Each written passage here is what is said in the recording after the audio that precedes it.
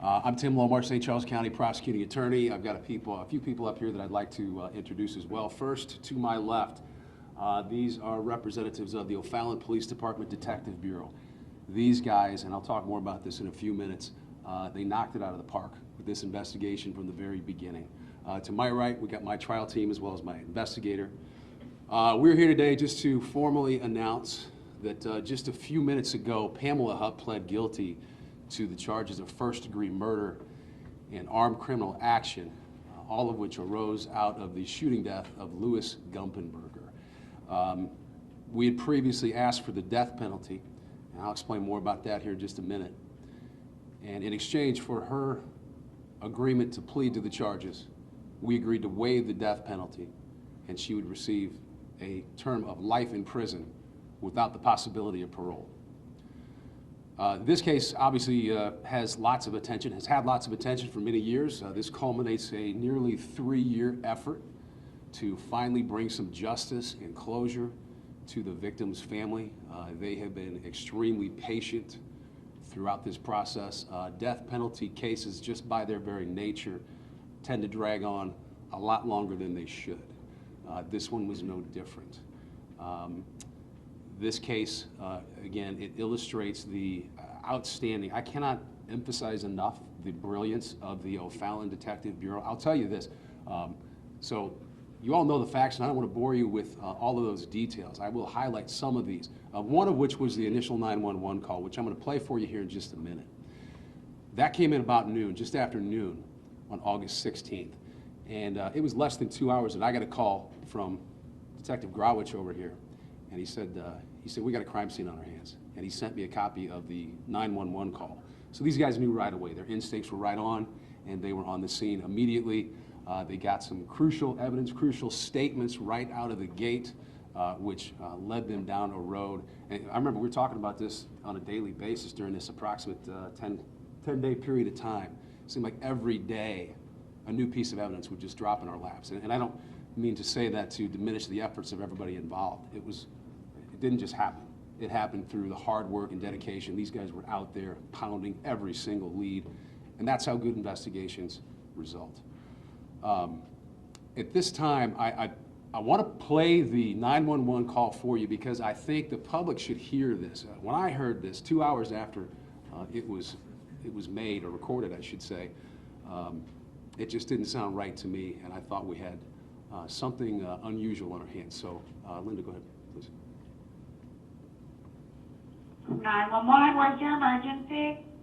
Hey, hello, there's someone breaking in my house. Help me. What's the address you're at? No. You mean you want me to get your wife? No, I'm not getting in the car with you. No. What's your address? Get out, get out, get out. Help. What's the address you're at? Help, help. Okay, somebody break in. No. Hello?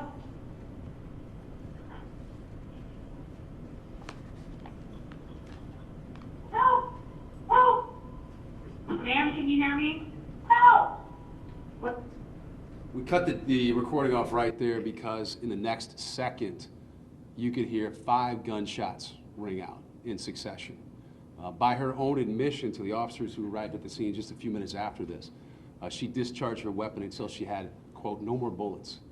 Now, her story was that she had been running some errands and she was going back out to her car to run some more errands, and a silver car pulled up. A gentleman jumped out of the car and jumped in her front seat with a knife. She said there was a struggle that ensued. She was able to knock the knife out of this guy's hand. She jumped out of her car. She runs through her garage while he pursued her. And then she further said she was able to get inside the home, get inside her bedroom and barricade herself while the suspect followed her inside. That's what you heard right there. We came to find out that that was a lie. That never happened that way. Now, it happened, but it was scripted. There were several things that came about that really caused us, and when I say us, I mean them first and then us later as we reviewed everything, to question immediately this story. I mean, it just doesn't make sense. To me, when we heard what she told these guys, I said, well, that sounds like something a middle school kid would come up with to write a crime story. It sounds interesting, but there were so many holes in it, and that's when the holes really started to develop. I'll take you back to the crime scene. So Mr. Gumpenberger, who at the time we didn't know who he was identified by fingerprints. He had clearly suffered from gunshot wounds, and one of the interesting features was that there was a plastic bag. It was double bagged with a Ziploc sort of bag, and inside that bag were $900 and $100 increments, as well as a handwritten note. I want to tell you a little bit about what was contained in that note because I think it is interesting. Let me find that.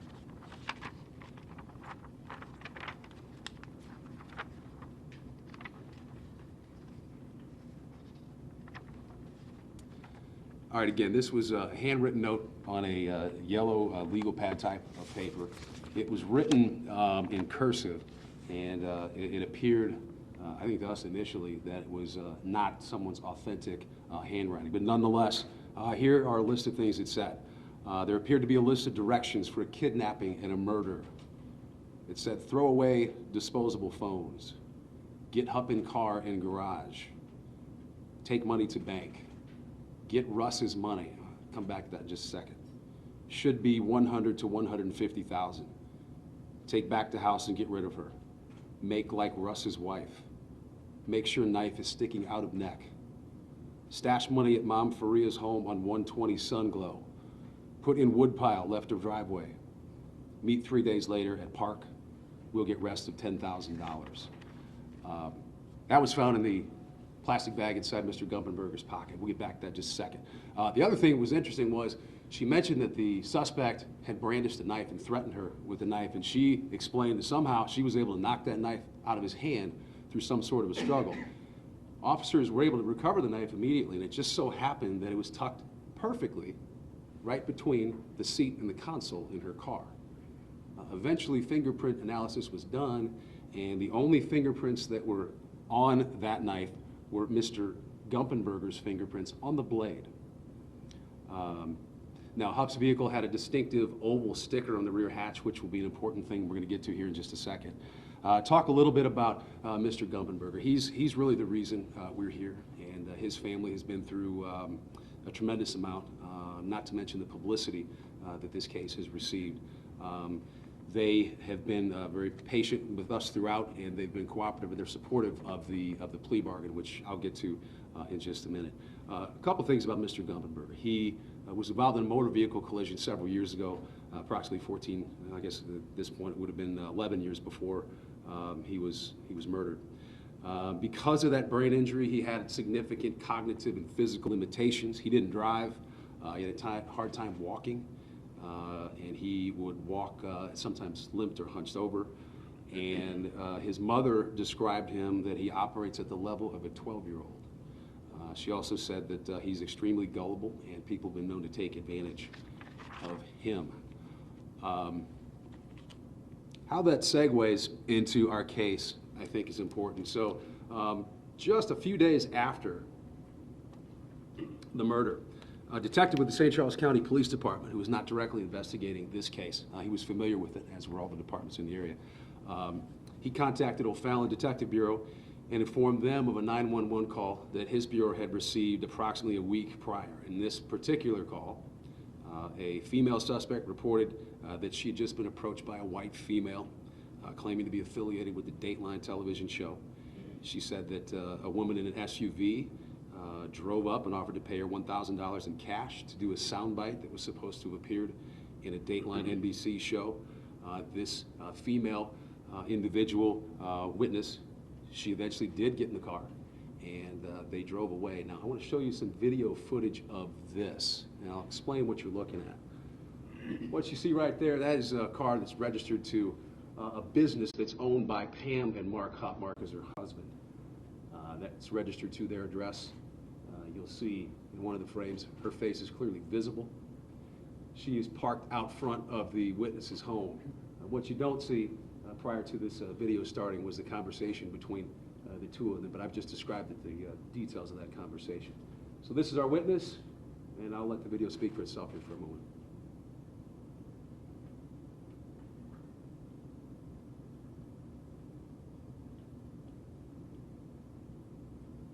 May not be able to see it clearly on this screen, but we were easily able to identify all 6 digits on the license plate, and again, that was registered to Pam and Mark Hupp. So at this point, they exit the driveway, and you see they begin to proceed on the route. Now, while they were in the car, there was a conversation between Hupp and the witness, whose name I will not use to identify her. Again, it went along the same lines with the Dateline conversation, and there was discussion about this soundbite. The witness, I will give her credit. She's a firecracker. She immediately began to question the whole situation. She started to ask her own questions. She said, "Where are your credentials? If you work for Dateline, where are your credentials?" Hupp was able to sort of skirt around those questions. Eventually, the witness said, she told us, she said, I got a little freaked out. I wasn't sure what was going to happen next. So she told Pam, she said, "Please take me back home. I need to get my shoes." Pam takes her back home. She goes in to retrieve her shoes. Minutes later, she comes out and lets her know she's no longer willing to participate. At the time, this was a brilliant on the part of our witness. She knew that there was video there, and she knew that if she was able to get Pam to pull in the driveway, that video would capture certainly the license plate, if not the image of the driver herself. And in fact, it did. We just don't have that to show you here today. Clear as day, I can tell you. It's Pam Hupp. I've seen it. It's clear as can be. And of course, the witness, she was interviewed, and she was great. She told us everything and everything. We were able to find other corroborating evidence, such as video surveillance. There was more than just what you saw there. Corroborated everything that she said. The other thing was I mentioned that the note found in Mr. Gumpenberger's pocket referenced a specific address, 120 Sunglow. That's in O'Fallon. That address, detectives found not long after that, was where, at the time, Russell Faria lived. We all knew in the law enforcement community the controversy and questions surrounding the Lincoln County murder case several years before this, in which Russell Faria was charged and first convicted and then later acquitted of the murder of his wife. As most of us know, there were certainly questions about Pamela Hupp's involvement in that case. That's how we were familiar with her. I don't have anything to offer you in the way of a direct connection between this case and any sort of criminal liability she may have in any other case, but I explain how these cases are just inextricably connected because of the players involved.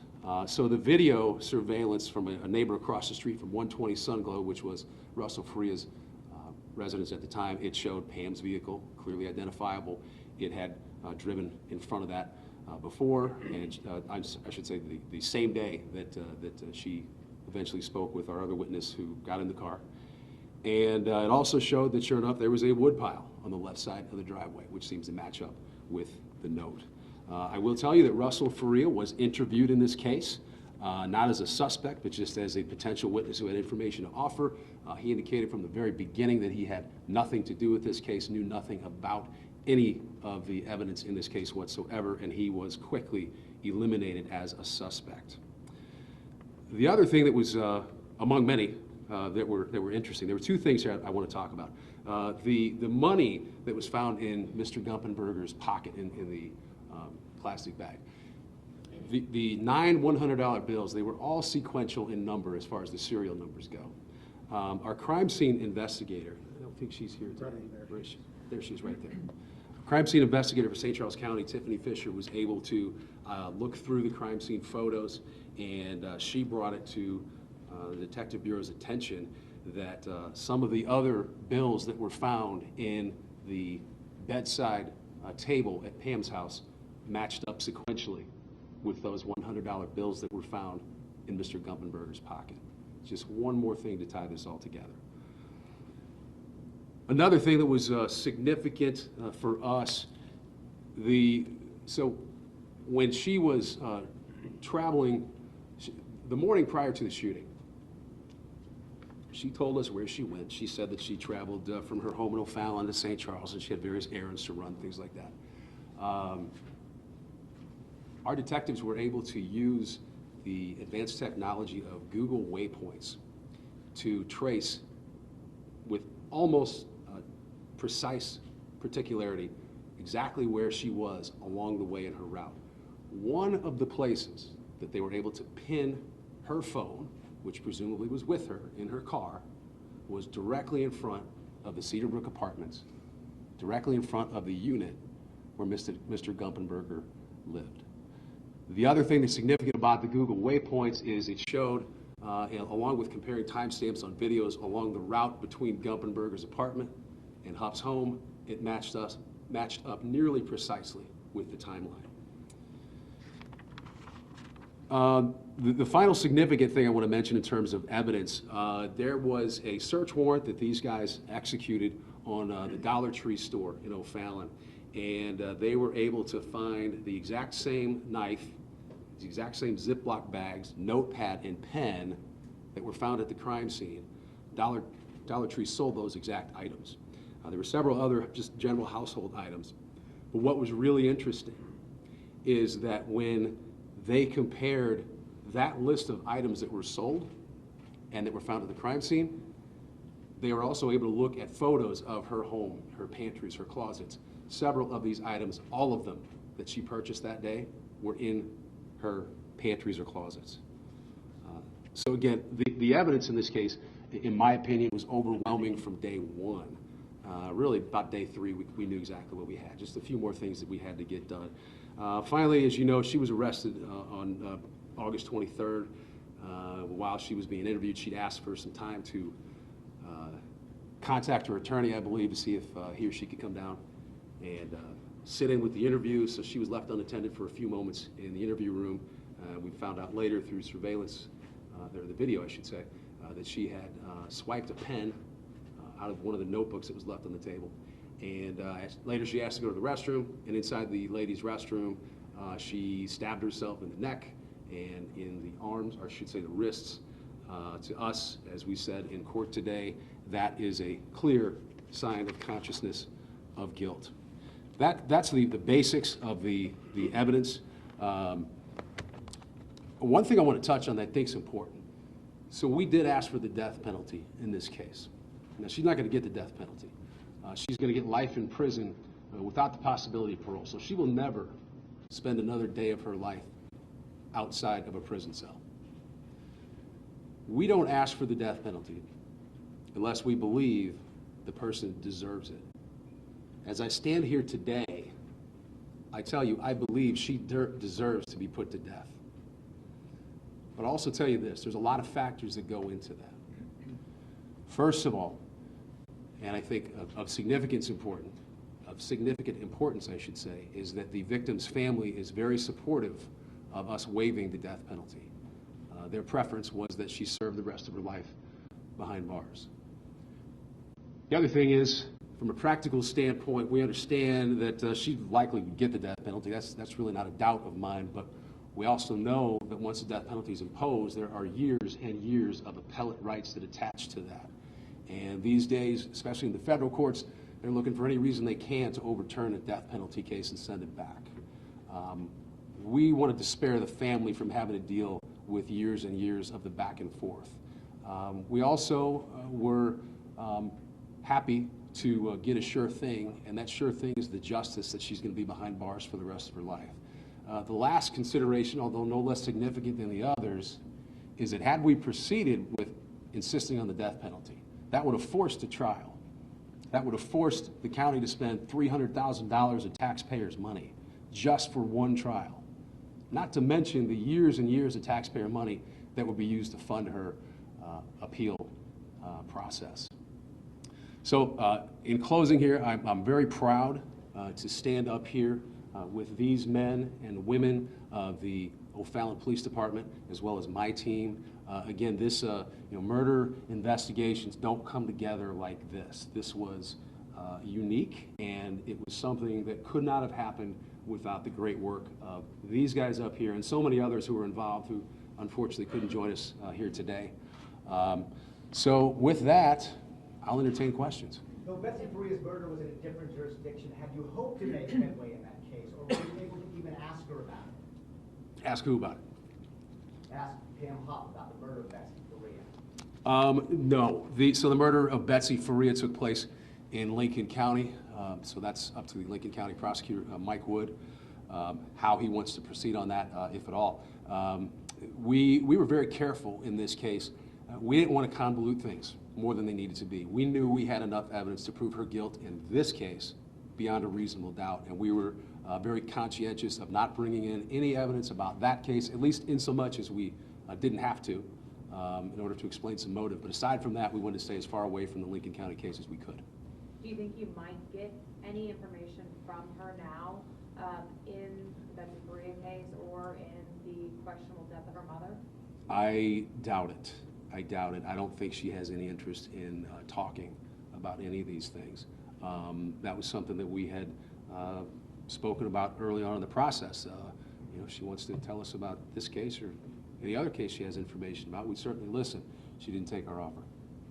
Why allow her to put in an Alford plea? Why not make her admit the guilt or take it to trial? Yeah, good question. So the Alford plea basically means that she's acknowledging that the state's evidence is so overwhelming that had she gone to trial, there would be virtually no doubt that she'd be convicted. I have no problem with the Alford plea. It's ultimately up to the judge whether or not he's going to accept that. The end result's the same. She's locked up in prison for the rest of her life. Now, if you want my opinion, do you want my opinion? I do. Yeah, I don't think she has the courage to say that she did it. She has shown that she's a coward and she's manipulative from day one. So it doesn't surprise me that that's how we got here, but we got here. What did you make of her demeanor in court today? I don't know. I mean, it seemed like she was enjoying herself a little bit up there. I don't know. I think it was probably just nervous energy. Tim, what were the negotiations like to get to this point? Was it your team's idea? Was it her defense attorney's idea to try and reach a plea deal? And how long did that take to reach that deal? From an ethical standpoint, I can't get into the details of the plea negotiations. I can kind of give you a broad overview. Her defense team's goal, in my opinion, from day one was to save her from being put to death. Our goal was to get justice, whatever that looked like. So it was us that reached out to them and made the offer of life without parole if we waived the death penalty. Again, for all those reasons I just described. Yes. Why do you have a sentencing in this first sentence on the murder? Yeah, so, excuse me, she asked for something that's called a sentencing advisory report. That is a right that she has here in the state of Missouri after a finding of guilt, but prior to the sentence being imposed. She chose to exercise that right. Generally, those are used to give the judge background information that he or she can use in figuring out what the appropriate sentence is. In this case, it doesn't make any sense because the only thing she can get, aside from the death penalty, is life in prison without parole. Nonetheless, she had a right she wanted to exercise, so she did it. Is it in any way disappointing for you or for these investigators who work so hard to not hear her say, though, that she's guilty? I can't speak for them, but I will say it doesn't surprise me in the least bit.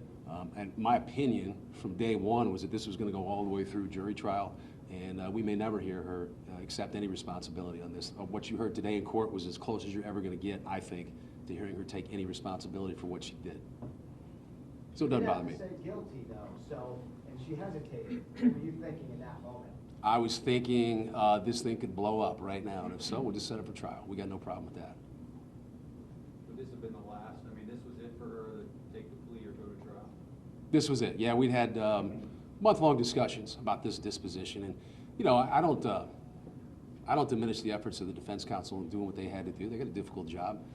They got a client who's you know, in a spot that very few of us have ever been in, so you don't know what the psychological impact of that is on somebody. But yeah, this was the last-ditch effort. She made a lot of mistakes. You guys have said that she approached several witnesses with the same story. You believe she used for Gumpenberger. How did she think that she was going? I mean, how did she think she was going to get away with it with these witnesses out there who could say, "Hey, I saw that woman the other day"?